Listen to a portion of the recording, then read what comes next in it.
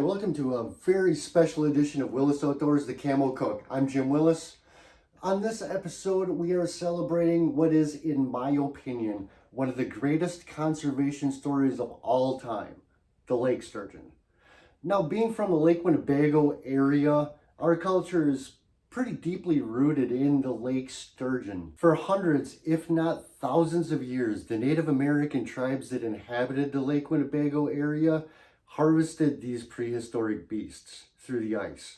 Now, that knowledge was passed along to the European settlers that later also called this area home, drawing thousands of anglers and tens of thousands of spectators to the shores of Lake Winnebago for 2 weeks every year. Sadly, though, the commercial harvest of caviar almost decimated the population of lake sturgeon in the Great Lakes area almost completely. The explosion of caviar's popularity as a luxury food around the world caused the population in the Winnebago system to crash. It was only through conservation programs, mainly sportsman-driven conservation programs, such as Sturgeon for Tomorrow, that really caused a resurgence in the fish populations throughout the Winnebago system. Enough that we're actually now still able to carry on a very regulated and sustainable harvest every winter. Now, Lake Winnebago was not alone in this story. Sturgeon used to be plentiful all over the upper Great Lakes area. Almost everywhere they lived, they had been almost extirpated. One of the other lakes that really fought hard to bring back lake sturgeon populations was the legendary Lake of the Woods and Rainy River in northern Minnesota. While Lake of the Woods does not have a spearing season during the winter time for lake sturgeon, they have what we on Winnebago do not have. They have a hook and line season. Fishing season for them is mainly catch and release, but they do have a short keep season where you can buy a tag and you get a chance to actually keep a fish. Now, when you buy sturgeon tags, that money goes right back into sturgeon conservation, which is a definite plus to buy a sturgeon tag. Keep one sturgeon, help out a boatload more other sturgeon to survive and thrive. That's a good conservation method right there. I like the North American model. It's proven to be a success, and with the lake sturgeon, it's definitely a success right along with it. While many just fish, catch, and release, many will buy a tag just to have the pleasure of cooking one of these big fish for dinner. Or actually, should I say many dinners, because there's a lot of meat on a sturgeon. And it is also the only way you can legitimately try lake sturgeon caviar.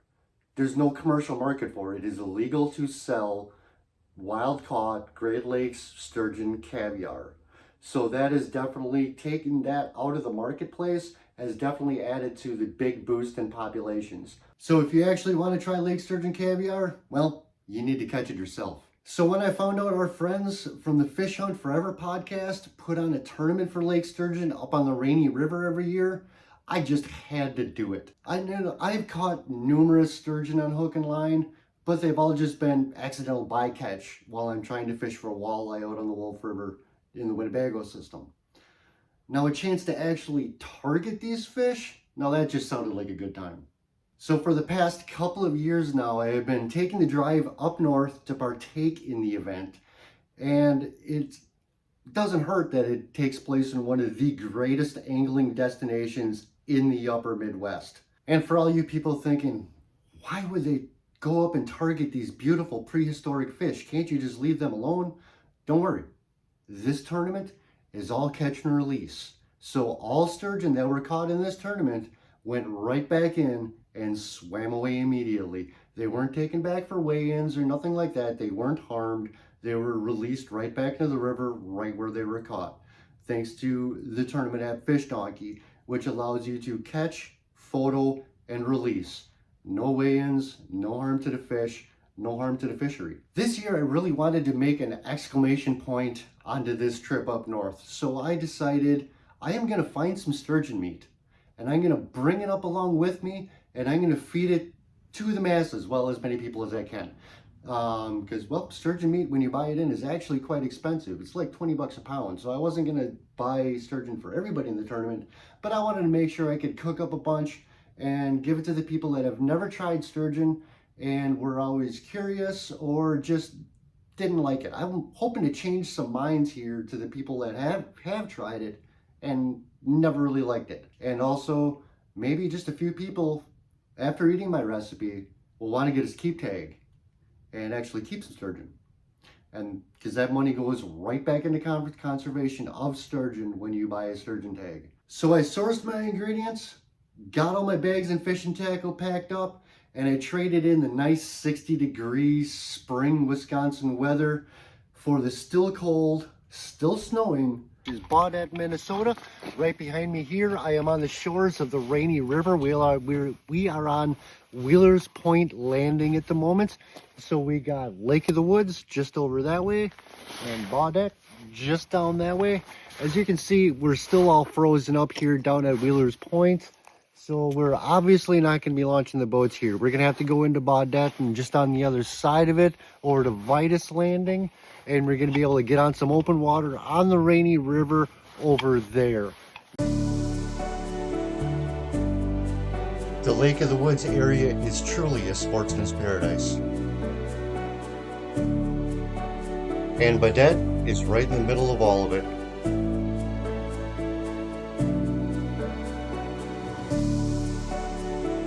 And after a 9-hour drive, Riverbend Resort was definitely a sight for sore eyes.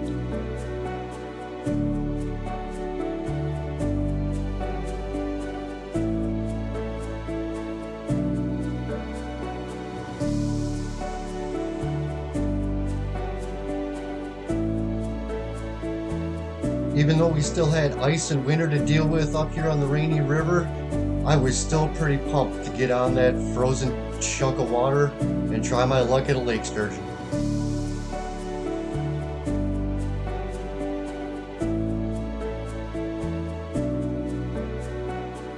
But first we had a little meetup at Riverbend Resort to discuss the tournament and find out the rules and, well, have a little fun.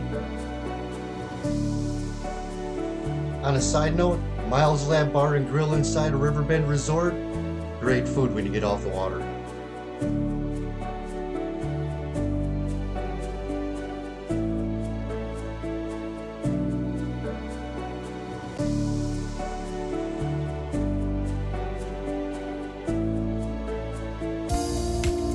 And now that all the formalities are over with, it's time to hit the water.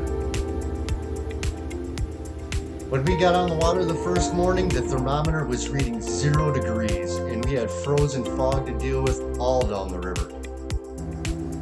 I have definitely had better conditions out on the water than we had that day. But I tell you, when your boat gets that first fish on, you tend to forget about the cold real quick.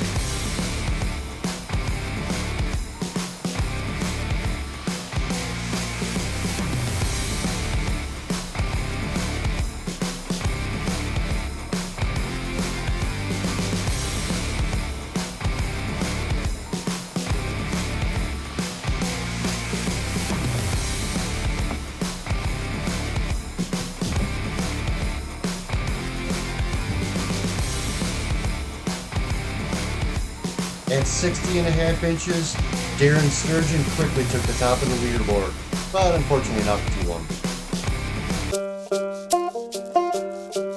Then, it was my turn to hook up with the fish.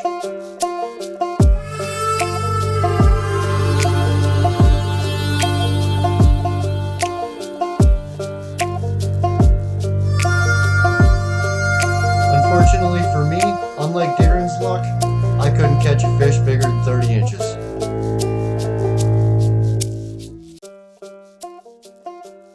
And I also had to rely on Darren's skill to land us some walleye for the day. And day 2, well, it threw us a whole new curveball when it comes to the weather.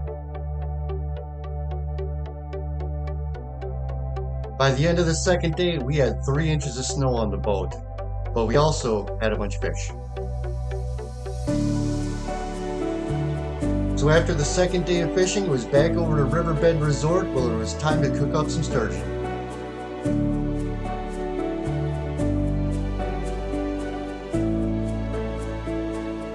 And I do got to give this props out to Riverbend Resort. You hold one of the cleanest kitchens I have seen in a long time. Okay, so I'm back in Riverbend's kitchen and here with the owner, Brandy. I just want to take a second to say thank you for letting me share your kitchen to do this. And you want to try some of this too, right? Yes, absolutely. Yes? Okay, so I got 8 pieces of the sturgeon to cook up. Super excited. So I got 3 going up to the guys on the podcast. Paul said not to worry about him, but I want to try and get up somebody Yeah, there. we'll try. And I'll figure out somebody else for the extra couple, but we're going to get through and we're going to start cooking this up. The podcast just started, so that's my cue to come back here and start cooking. So let's go and start it. Sound good? Thank you. Thank you. It's going to be awesome. Okay, so if you've ever dealt with sturgeon before, you know that it's going to be an extremely fatty fish. It's kind of hard to get a lot of fat on. A lot of people say fat equals flavor. When that comes to fish, that is completely wrong. You don't want it. So I'm going to show you a quick, easy way first to try and take some of the fat out of the sturgeon. To do that, I'm going to use this. I got a little 2% milk, some whole milk, anything like that. Don't use skim or anything. But I'm going to get a nice little bit into my saute thing. I'm going to kick that out and I'm going to bring it up to a simmer. And then when it's up to a simmer, I'm going to take the sturgeon fillets and I'm going to put it into the milk. And I'm just going to hard cook it. You don't want to cook it all the way, you just want to cook it a little bit. The fat in the milk is going to help draw the fat out of the sturgeon. And it's going to clean it up and give you a much cleaner taste for the fish. So I'll show you how to do that right here. Okay, so now that I've got my milk up to a simmer here, I'm just going to take the sturgeon fillets and I'm just going to lay them down into here. I'm going to start off with 3 of them here. And like I said, you just want to power cook it. You don't want to cook it all the way through that way because we got more cooking process to do when we get out of here. We're just doing this to try and draw some of the fat out and help cook it just a little bit.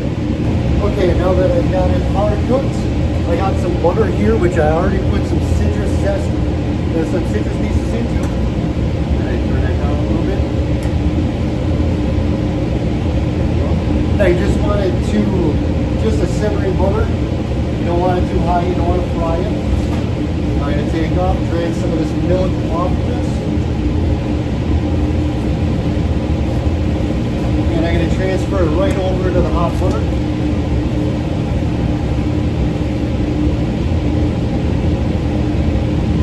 And I'm just going to let that poach for probably about 4 or 5 minutes or so. It should be all it'll need, and that'll be ready to plate. Okay, so now that when I got it all nice and poached up and done, I can take it out. Try to drain off a lot of the butter there. I'm going to plate it. And I'm going to take some of this citrus butter, just go over the top of it. And then what I got is some special little gilding here. What I got is some caviar. I'm just going to take a little scoop of that right on top of that. And this is chive oil. This is what this is just chives blended up with olive oil. I'm going to give that a nice little drizzle around the plate. Make it look pretty. And then I got a second kind of caviar here. This is smoked choke caviar. And this is just going to add a little bit of color, a little bit of texture, and a little bit of pop to the dish. A little bit goes a long way.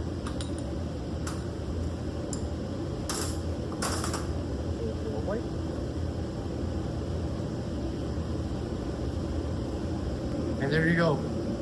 Here's my butter poached sturgeon. Hope you like it. Enjoy it. Let me know if you try it. And let me know how it turns out for you. I really had a great time getting up to Riverbend Resort, visited with some good friends, and enjoying some fishing. Big thanks to the guys from the Fish Hunt Forever podcast for having me on. And a huge thank you to Riverbend Resort for your awesome hospitality as always. Even if I didn't land the monster. I might not have been able to catch a tournament winner, but I caught some fish. And as always, I had great time with great friends. On that, I'd like to thank Darren for sharing the boat with me and for keeping us up on the walleye. And really, thanks to the whole town of Baudette and the Lake of the Woods area. I can't wait to come back.